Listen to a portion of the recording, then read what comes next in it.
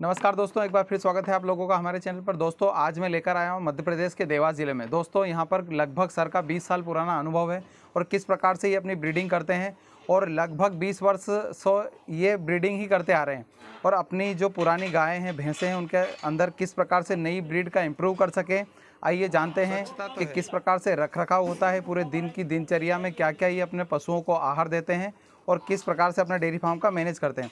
दोस्तों dairy farm में अक्सर आपने देखा होगा कि अभी लॉस का सामना करना पड़ रहा है। तो दोस्तों हम क्यों लॉस में जा रहे हैं, आइए जानते हैं सर से कि अपने डेयरी फार्म में क्या क्या बदलाव कर सकते हैं और किस प्रकार से डेयरी फार्म को चलाने के लिए हम नए नए तरीके ला सकते हैं। तो दोस्तों आइए मिलवाता हूँ सर से आपको। नमस्कार सर, क्या नाम है आपका?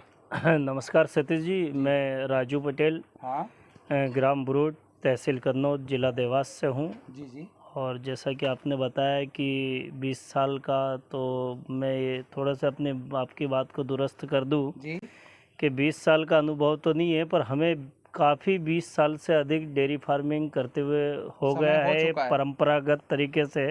जी मैंने कुछ 8-9 साल से डेयरी फार्मिंग कर रहा जी हूँ, थोड़े से व्यवस्थित तरीके से। जी तो वही बात है कि डेयरी फार्मिंग काफ़ी समय से हमारे यहाँ भारत में हर व्यक्ति करता है। गाय भैंस का रखना, दूध पालना, हाँ दूध का धंधा करना, दूध बेचना, घर के लिए दूध निकालना, ये आज के समय में डेयरी फार्मिंग का नाम दिया जाता है इसको।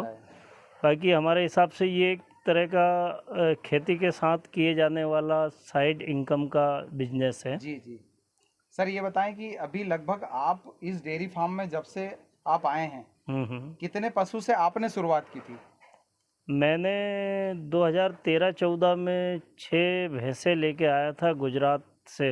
जी और उसी समय मैंने 3 जर्सी क्रॉस ब्रीड की गाय लेके आया था। जी और बस तभी से स्टार्ट है। अभी लगभग कितनी गाय और कितनी भैंसें हैं सर? टोटल एनिमल कितने हैं आपके पास? ऐसे मेरे पास छोटे बड़े सब करके 40-42 जानवर हैं, जी जिसमें 18-20 भैंसें हैं, अभी 10-12 गाय। मिल्किंग में कितने पशु हैं सर? मिल्किंग में मेरे पास 6 भैंस मिल्किंग में है। और और गाय तो अभी ड्राई डे पे जा ड्राई रही पीरियड है। में चल रही है। बाकी 2-3 गाय है मिल्किंग पे, वो भी लास्ट में ही है अभी। जी अभी कितना दूध हो रहा है सर? अभी मेरा दूध हो जाता है करीबन अपने टोटल 80 से 90 लीटर दूध डेली का होता है डेली का मेरा। हो जाता है। क्या रेट में जाता है ये? दूध तो सांची जो है सहकारी संगठन, उसको हम देते हैं दूध, तो ये 7 रुपये 70 पैसे करीबन ये। पर फेट जाता है। हाँ, 50-55 रुपये लीटर दूध चला जाता है। जी जी गाय का थोड़ा कम जाता है, हाँ 35 के करीबन रहता है। सर, ये बताएं कि अभी जब से आपने फार्म स्टार्ट किया, लगभग कितनी नई बच्चियां तैयार की है आपने बफेलो और काऊ में? बछिया तो सर बहुत तैयार की आपने, ये बहुत अच्छा सवाल पूछा है सतीश जी। जी कि जो आपने पहले पूछा है कि कितना दूध जाता है, ये बात आप ही नहीं है, मतलब कहीं भी कोई मुझसे मिलता है तो यही पूछता है कि सबसे आपका पहले मिल्क कितना की बात, दूध होता कितना है। दूध होता है? और डेयरी करना मतलब दूध पैदा दूध। करना। दोस्तों मेरा ये मेरा मानना है कि डेयरी करना दूध पैदा करना नहीं है, बराबर डेयरी है। करना बच्चे पैदा करना बच्चे है, पैदा करना, अच्छी ब्रीडिंग करना, अच्छी ब्रीडिंग अच्छे करना। पशुओं को पालना। हाँ, अच्छे पशु पालना, अच्छे पशुओं का रख रखाव रखना। तो मैं ये जो काम कर रहा हूँ वो मेरी एक हैबिट है, मतलब कि पशुपालन हो तो दूध। मैंने दूध पे कभी दूध पे उतना कभी ध्यान फोकस नहीं नहीं दिया। किया आपने? मेरा तो बच्चा आना चाहिए, भैंस साल भर के बाद कभी भी मतलब ब्याह जाना ब्रीडिंग पे अच्छा चाहिए। काम है आपका। 14 से 16 महीने में मेरी भैंस ब्याह जाना चाहिए। जी तो जी मैं ये मानता हूँ ब्रीडिंग में मेरी ज्यादा रुचि है बजाय दूध पैदा करने के। तो सर लगभग अभी आपने ब्रीडिंग में कितनी बच्चियां तैयार की है? ब्रीडिंग में ये बताऊं मैं आपको कि अभी जितने भी बच्चे आप देख रहे हैं, ये सेकंड एंड थर्ड लेक्टेशन की भैंसें हैं मेरे पास। जी जी और 2012 से लेके मेरा ये रहता है कि जितने का मैं दूध बेचता हूँ उतने का ही मैं हर साल एनिमल बेच देता हूँ। अच्छा, जितना मिल्क बेच देते हैं उतना हाँ, ही साल के अंत में आप एनिमल भी सेलिंग कर बेच देते देता हैं। हूँ मैं। और एनिमल सर मैंने आज तक 2012 के बाद कभी ड्राई एनिमल नहीं बेचा। जैसे हमारे एरिया में बाखड़ी भैंस के लिए बहुत रहता है कि रिक्वायरमेंट आती 1 है लाख की भैंस को 35-30 हज़ार में, आधे भाव में देसी भाषा में उसको बोलते हैं, कूदने के बाद जब वो ड्राई डे हो जाती है तो आधे भाव में ले लो। ले लो। मैंने कभी, मेरे यहाँ जानवर ड्राई होते ही नहीं, क्योंकि जी मेरा मैनेजमेंट ऐसा है कि वो बहुत टाइम से साल के साल बच्चा देता है। जी मैं एक जानवर से 2 बच्चे 3 बच्चे लेता हूँ और उसके बाद उस जानवर को सेल आउट कर देता हूँ। सर, ये बताएं कि आपके पास भैंस में कौन सी ब्रीड है? भैंस में मेरे पास 2 ब्रीड है, एक तो जाफराबादी है, एक मुर्रा है। लेकिन रख रखाव में कम खर्चे में जाफराबादी भी बहुत अच्छी है। जाफराबादी भी अच्छी है। जाफराबादी की एक विशेषता है कि गाय ठहरने के बाद लंबे समय तक दूध देती प्रोडक्शन है, करती है। मतलब वो कम खर्चे में भी चलेगी, आपके दूध देती सर रहेगी। जाफराबादी आपके पास सबसे ज्यादा दूध देने वाली किसी भैंस का रिकॉर्ड हो कि ये एक टाइम का या मैंने पर डे का? 18 लीटर दूध लगाया है जाफराबादी 9 लीटर का। एक टाइम 9 का? लीटर टाइम का, दोनों टाइम का 18 दोनों लीटर। लीटर अब का। इसी में आपके पास मुर्रा है जो 18 मुर्रा भी मैंने 18, जो अभी 18 आपने देखी फर्स्ट में जो भैंस बंधी है मेरी, दोस्तों अभी वीडियो में आपने फर्स्ट देख पा में रहे हैं जो कि भैंस फर्स्ट है में भैंस बंधी है वो भी 18 वो लीटर प्लस 18 लीटर दूध लगा है उसका। अच्छा, वो उसकी अभी नई ब्रीड तैयार की है आपने? उस पे 2 बच्ची ली है मैंने। 2 बच्चियां ली है। एक तो उस पे मैंने सांची के जो हमारे भोपाल संगठन है जिसका गवर्नमेंट सीमन आता है उसकी एक बच्ची ली है, NDDB का। एनडीडीबी का। हाँ हाँ, एक मैंने अभी रिसेंटली जो बच्ची ली है वो लक्ष्मी डेयरी फार्म के कोहिनूर बुल की ली है। कोहिनूर बुल की जी ली है। हाँ। सर ये बताएं कि गायों में आपने कौन सी ब्रीड अच्छी तैयार की है अभी आपने? गाय में जो ब्रीड में अच्छी तैयार कर रहा हूँ उसमें आपने अभी मेरे फार्म पे देखी गिर नस्ल की एक बहुत अच्छी बच्ची तैयार की है जी जो कि अभी एबीएस के राज सेक्स सीमन से प्रेग्नेंट है। जी। और इस तरफ जो शुरू में आपने जो मेरी 1 नंबर का जो पार्टीशन है उसमें जो बच्चियां तैयार हो रही है उसमें गिर है, साहिवाल है, साहिवाल है। उसमें चेतक है, नूर है, एचएलडीबी, राज है, और भी G24 की बच्ची है मेरे पास, SHG प्रीमियम 157 की बच्ची है। ये जो बात ये है सतीश जी की जो ये नाम मैं बता रहा हूँ, हाँ हाँ, ये आज मेरे से पहले मेरे एरिया में किसी ने नहीं किसी बताई को मुझे। पता है बात, बिल्कुल सही ये बताया आपने। इम्पोर्टेड बच्चे हैं। आज मेरे पास युवराज की बच्ची है, आज मेरे पास नूर मतलब कोहिनूर की बच्ची कोहिनूर है, की बच्ची है। मेरे पास 1470-10 की बच्ची है। तो अच्छा, ये जो ब्रीड मैं बता रहा हूँ ये ब्रीड आज से पहले मुझे किसी ने नहीं सुनाई। लेकिन आप धीरे धीरे ब्रीड में इम्प्रूव कर रहे हैं। मैं भी कर रहा हूँ और मेरे एरिया में भी कर रहा हूँ, करवा क्योंकि जैसे मैंने आपको बताया कि मैं पास ही के शहर सतवास में एक छोटा सा पशु आहार का काउंटर चलाता हूँ। जी जी, तो मैं उसको पशु आहार का काउंटर नहीं बोलता, मैं उसको डेयरी कंसल्टेंसी का काउंटर बहुत बोलता हूँ। बढ़िया। दोस्तों देखा आपने, सर का माध्यम है कि हम किस प्रकार से डेयरी फार्मर को अच्छे से सजेस्ट कर पाएँ और डेयरी फार्म के क्षेत्र में किस प्रकार से नई ब्रीड में हम जा पाएँ और अपने पशु को अच्छे से अच्छे स्ट्रक्चर में कैसे रख सकते हैं। इसी को सर डेयरी में एडवाइज़र भी हैं, इनका वहाँ पर काउंटर भी है, इनके पास तमाम प्रोडक्ट भी हैं जो कि एक अच्छे रेट पर वहाँ पर प्रोवाइड करवाते हैं ये। और खुद पहले तो खुद किसी प्रोडक्ट को अपने फार्म पर यूज़ करते हैं, उसके बाद ही उसे इनके जो फार्मर हैं उनके रिलीज़ करते हैं उनके पास। जी सर बताएं कि अभी आपके पास जो बफेलो में इसकी कितनी काफ है अभी आपके पास? बफेलो में मेरे पास टोटल मिला के 10-11 बच्चियां हैं, मतलब 10-11 बच्चियां हैं। हाँ। और हीपर में? हीपर में ही 10, वो हीपर में बफेलो की हीपर में 10-11 है। हाँ। और गाय में भी 10-11 और बच्चियां हैं। काफ में? वो हीपर मान लो, काफ मान लो, अच्छा, आप दोनों मतलब में आधा आधा समझ लो। 4 से 6 महीने के? हाँ 4 से 6, महीने क्योंकि मेरी की जो बच्चियां हैं एज की है। वो 4 से 6 महीने के बीच की, उससे 1 साल की बच्चियां भी है। मतलब टोटल जो नॉन प्रेग्नेंट है वो 10-12 जानवर है, मतलब छोटे से लेके बड़े के बीच में।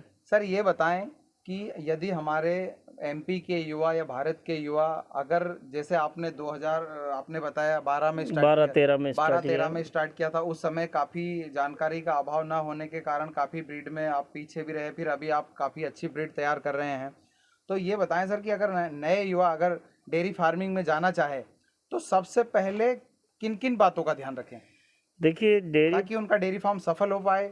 फार्म मैनेजमेंट, काफ मैनेजमेंट, उनकी डाइट प्लान, डेयरी का सेट कैसा होना चाहिए, ये किन किन बातों का, कुछ विशेष बातों का ध्यान रखें ताकि वो अपने डेयरी फार्म के क्षेत्र में ज़्यादा लॉस का सामना ना करना पड़े। देखिए डेयरी फार्मिंग जो है वो थोड़ा सा सतीश जी हट के विषय है जी। क्योंकि इसमें क्या प्रॉफिट इतनी आसानी से नहीं दिखता है। मिलता है।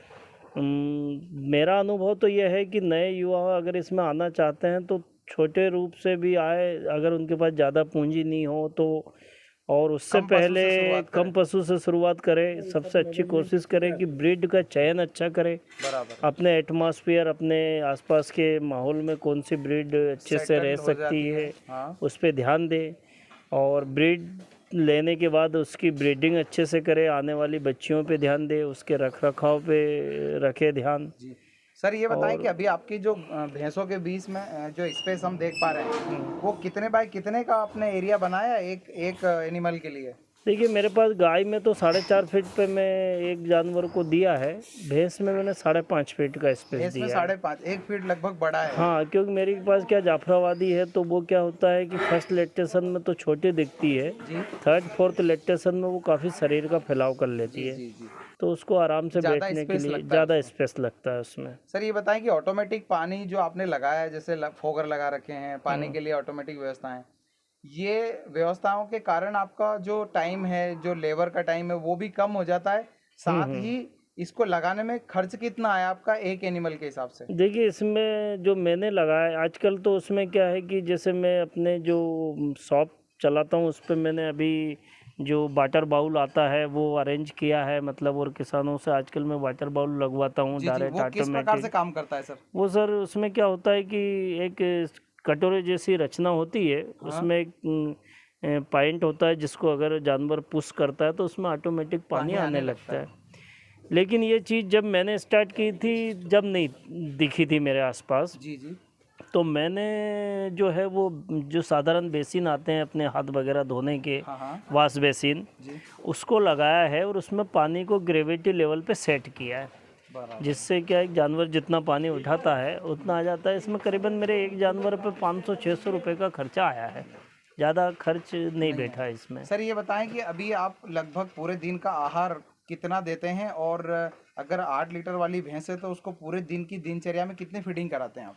देखिए मैं 2 ही बार फीडिंग कराता हूँ। सबसे पहले तो मेरे किसानों से भी निवेदन है कि वो 2 ही बार फीडिंग कराएं। 2 टाइम ही अपने पशुओं को फीडिंग कराएं। फीडिंग करा है। मैं क्या सुबह मिल्किंग के समय सूखा चारे में मेरे पास गेहूं का और चने का भूसा रहता है मिक्स किया हुआ जी, मैं उस पर जो दाना है वो उसके दूध का आधा देता हूँ। पूरे दिन भर के दूध का आधा उसको 2 हिस्से में बांट के, प्लस 1 किलो में उसकी बॉडी मेंटेन के लिए देता हूँ। कहीं कहीं जानवर अगर ज़्यादा, जैसे मेरी कुछ जाफराबादी भैंसें ज़्यादा बड़ी है तो मैं उसको 1.5 किलो तक बॉडी मेंटेन देता हूँ।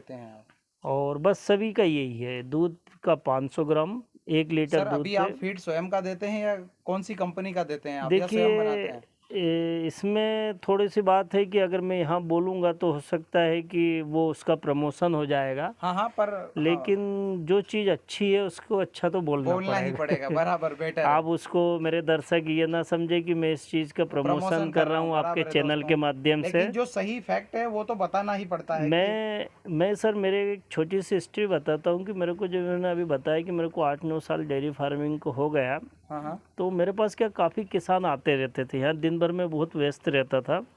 मेरे पास अच्छी खासी लैंड होल्डिंग है, तो मेरा और भी काम है खेती का भी, तो मैं काफ़ी व्यस्त रहता था। तो वो यही जानना चाहते थे कि भाई हमको क्या खिलाएं, कैसे रखें। सबकी समस्या यही है, फीडिंग की सबकी प्रॉब्लम है। कुछ यूट्यूब पे अच्छे वीडियो वगैरह भी है उनके माध्यम से, लेकिन होता क्या है कि रास्ता बताना एक अलग बात है, पर उस रास्ते पे हाथ पकड़ के चलाना ऐसा कोई तो मिलता नहीं। मैं जो कर रहा हूँ वो ये है कि मेरे पास क्या है सर, 30% तो मैं अपना घर का बनाता हूँ। अच्छा, 30% आप स्वयं बनाते हैं? 30% ही बनाता। कभी एक समय था कि मैं 100% बनाता था। कभी एक समय था कि मैं 100% मार्केट से भी लेता था।